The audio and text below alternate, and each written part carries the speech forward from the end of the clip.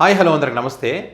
తెలంగాణ రాష్ట్రంలో బీఆర్ఎస్ పార్టీని లేకుండా చెయ్యాలనేటువంటి ఒక కుట్ర జరుగుతూ ఉందని చెప్పి, అది కూడా కేసీఆర్ గారి కూతురు ఎవరైతే కవిత గారు ఉన్నారో కవిత ద్వారా చేసేటువంటి ప్రయత్నం అద్భుతంగా జరుగుతూ ఉందని చెప్పి ఒక చర్చ నడుస్తూ ఉంది. ఈ కుట్ర వెనుక ఉన్నది తెలంగాణ రాష్ట్ర ముఖ్యమంత్రి రేవంత్ రెడ్డి గారు అనేటువంటి చర్చ కూడా బలంగా వినిపిస్తుంది. దానికి సంబంధించి ఒక వీడియో కూడా మీకు ఇక్కడ వినిపించేటువంటి ప్రయత్నం చేస్తాను. అయితే ఇక్కడ కవిత గారు మాట్లాడుతున్నటువంటి మాటలు ఏవైతే ఈ కాళేశ్వరం ప్రాజెక్టుకి సంబంధించి, మరి అదేవిధంగా అసెంబ్లీలో సిబిఐ ఎంక్వైరీ వేయించాలి కాళేశ్వరం ప్రాజెక్టులో అనేటువంటి ఒక చర్చ జరిగినప్పుడు దానికి హరీష్ రావు గారు కానీ అదేవిధంగా వేరే బీఆర్ఎస్ పార్టీకి సంబంధించినటువంటి సవాలు ఓకే అన్నారు. మరి ఆ అంశానికి సంబంధించి కవిత గారు ఒక ప్రెస్ మీట్ పెట్టి సుదీర్ఘంగా మాట్లాడారు.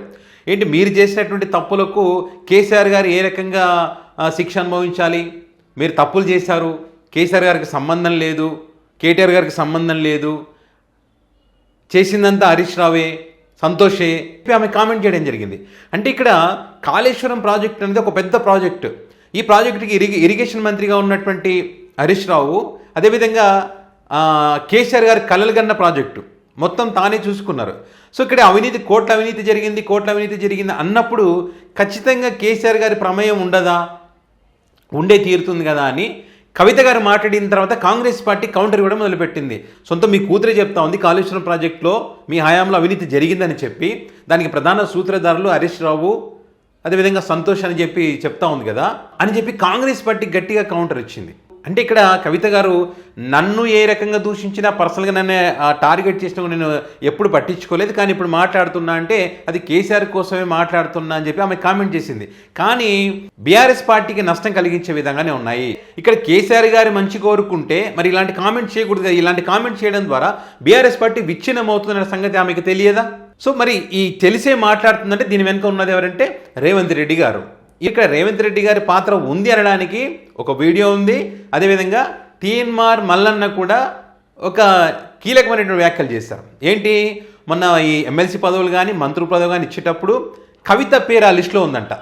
రాహుల్ గాంధీ దగ్గరికి ఇచ్చినప్పుడు ఆ లిస్టు అంటే కవితను కాంగ్రెస్ పార్టీలో చేర్చుకోవడం ద్వారా కేసీఆర్ని బీఆర్ఎస్ పార్టీని ఇరుకున పెట్టాలి, ఆ పార్టీని విచ్ఛిన్నం చేయాలనేటువంటి ఒక ఆలోచన చేశారని చెప్పి, సో మరి రాహుల్ గాంధీ గారు మాత్రం ఆ కవిత పేరును లిస్టు నుంచి తొలగించారు. ఎందుకంటే ఆమె ఢిల్లీ లిక్కర్ స్కామ్లో మరి ఇప్పుడే విచారణ ఎదుర్కొంటున్నటువంటి క్రమంలో ఇలాంటి వాళ్ళు మనకు వద్దని చెప్పారని చెప్పి, అయినప్పటికీ కూడా రేవంత్ రెడ్డి ఆ ప్రయత్నాన్ని ఆపడం లేదని చెప్పి తీన్మార్ మల్లన్న చెప్పినటువంటి పరిస్థితి.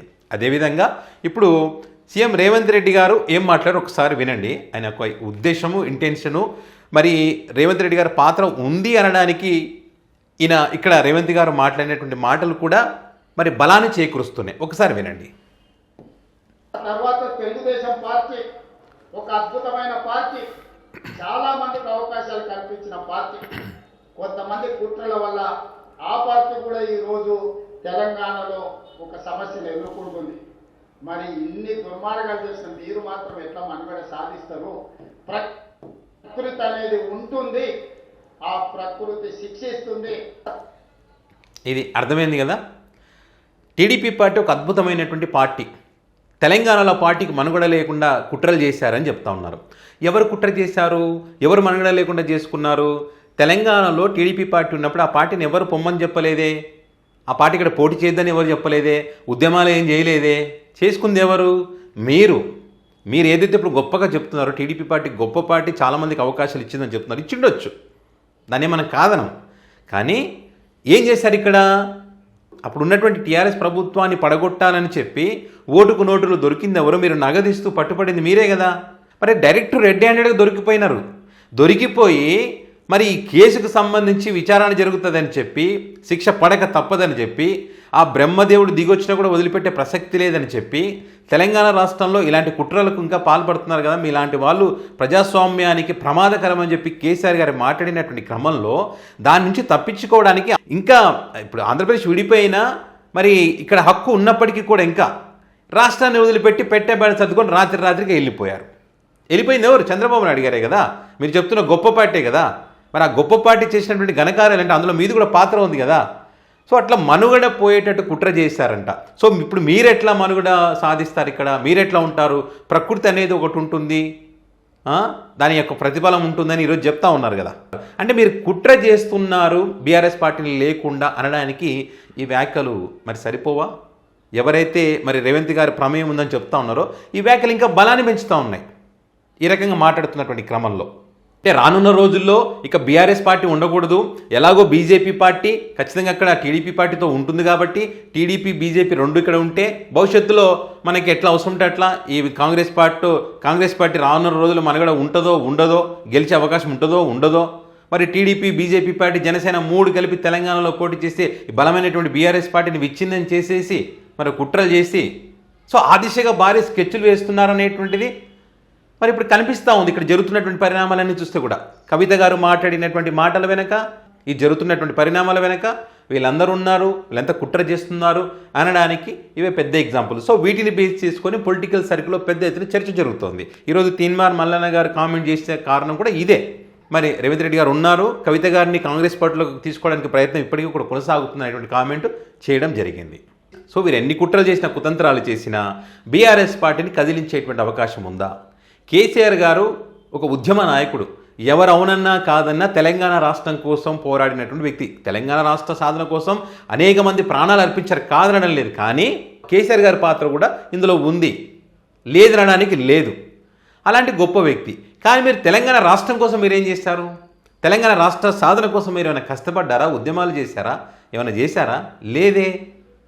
మరి అలాంటి మీరే తెలంగాణలో మేమే వెళ్తాం, మేమే ఉంటామని మాట్లాడుతున్నప్పుడు తెలంగాణ రాష్ట్ర సాధన కోసం పనిచేసినటువంటి ఆ పార్టీ ఉండదా? ప్రజలు ఆదరించరా? ఇప్పటికీ కూడా కేసీఆర్ గారు చేసినటువంటి అభివృద్ధి, కేసీఆర్ గారు ఇచ్చినటువంటి సంక్షేమ పథకాలు ప్రజల గుండెలు ఇప్పటికీ చిరస్థాయిగా ఉన్నాయి. మీరు అధికారులకు రావడానికి చెప్పినటువంటి హామీలు ఏవి కూడా అమలు చేయకపోవడంతో మరి ప్రజలు మిమ్మల్ని చీదరించుకుంటున్నటువంటి పరిస్థితి. మీరు ఎక్కడన్నా వెళ్ళి అడగండి, ఎక్కడ టీ స్టాల్ దగ్గర కానీ, రైతుల దగ్గర కానీ, మహిళల దగ్గర కానీ, ఎవరి దగ్గర అడిగినా కూడా కాంగ్రెస్ పార్టీని నమ్మి మోసపోయాం అని చెప్పి ఇదే నడుస్తూ ఉంది చర్చ. సో మీరు అద్భుతంగా పాలన చేసి ప్రజలకు కష్టాలు లేకుండా మీరు చూసుకుంటే కనుక ఖచ్చితంగా మీరు కుట్రలు కుతంత్రాలు చేసిన అవసరం లే. ఎప్పటికీ మీరే ముఖ్యమంత్రులు అవుతారు, ఎప్పటికీ మీ ప్రభుత్వమే ఉంటుంది. గెలిచిందేమో కాంగ్రెస్ పార్టీలో, మనసంతా టీడీపీ పార్టీ మీద ఉంది. ఇట్లా ఉంటుంది చూడండి. ఇలాంటి వాళ్ళు మళ్ళీ ప్రకృతి ఉంటుంది, దాని ఫలం ఉంటుంది, మీరు ఎట్లా మనుగడ సాగిస్తారు, అద్భుతమైనటువంటి పార్టీని కామెంట్ చేస్తారు. సో చూద్దాం రానున్న రోజులు ఏం జరుగుతున్నది. మరి ఈ అంశానికి సంబంధించి మీ అభిప్రాయాన్ని కామెంట్ రూపంలో పెట్టండి. తెలంగాణలో బీఆర్ఎస్ పార్టీ లేకుండా చేయడం సాధ్యమా? టీడీపీ పార్టీ మళ్ళీ ఇక్కడ పుంజుకోవడానికి అవకాశం ఉందా? మీ అభిప్రాయాన్ని కామెంట్ రూపంలో పెట్టండి.